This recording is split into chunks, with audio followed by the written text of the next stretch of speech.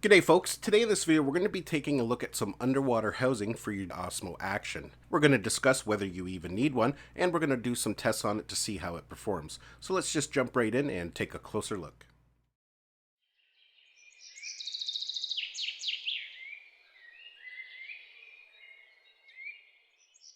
So this is a waterproof housing for the Osmo Action, and it's not an official DJI housing.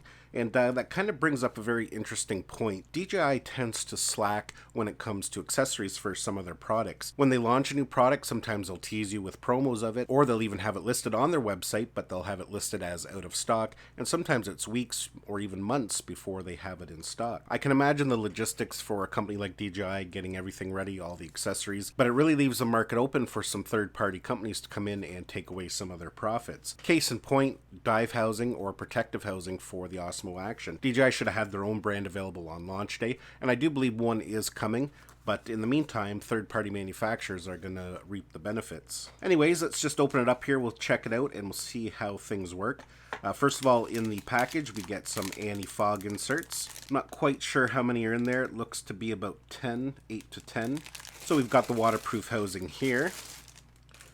Fairly basic. We'll take a closer look at it in a minute. Then we get a GoPro buckle mount and a thumb screw.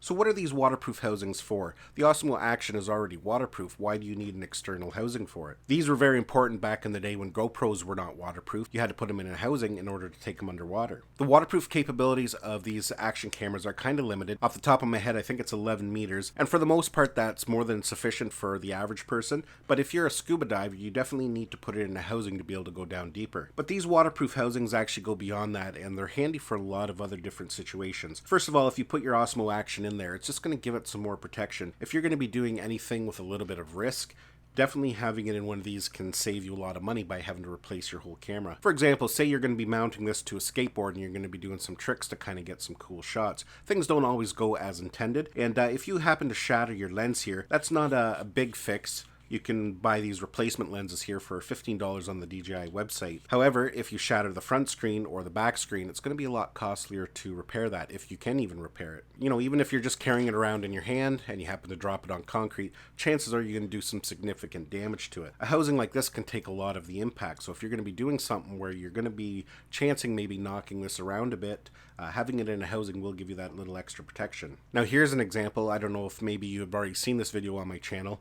I was doing some slow motion shots with my Traxxas X Max, and I was trying to get some slow motion shots of it kicking up gravel, and as you can see here, gravel's flying at the camera.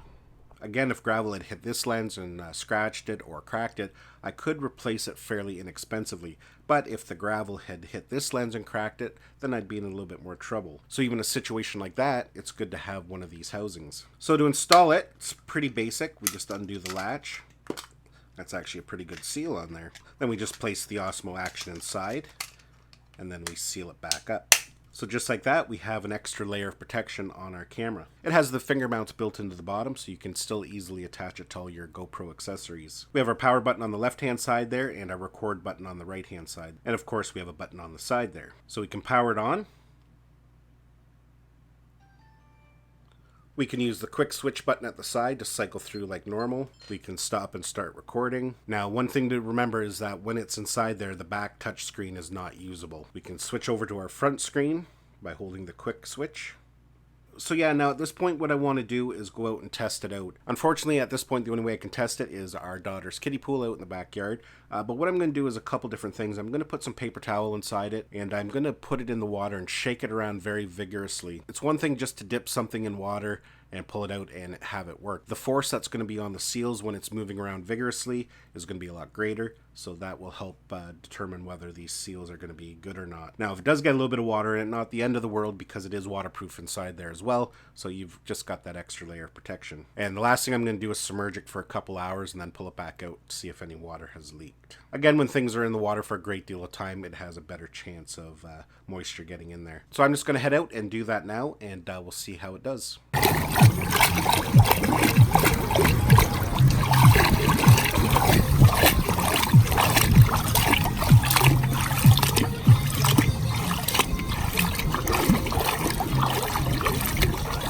Well, folks, let's just dry this off now and open it up, and we'll see if we've had any leaks. Now, my underwater testing is a little bit longer than I first anticipated. I was only going to have it submerged underwater for a couple hours, but you know how life is. I got busy, got sidetracked doing other things, and yeah, it was underwater for about 20 hours, so... And looks like it's pretty good. The paper towel is perfectly dry.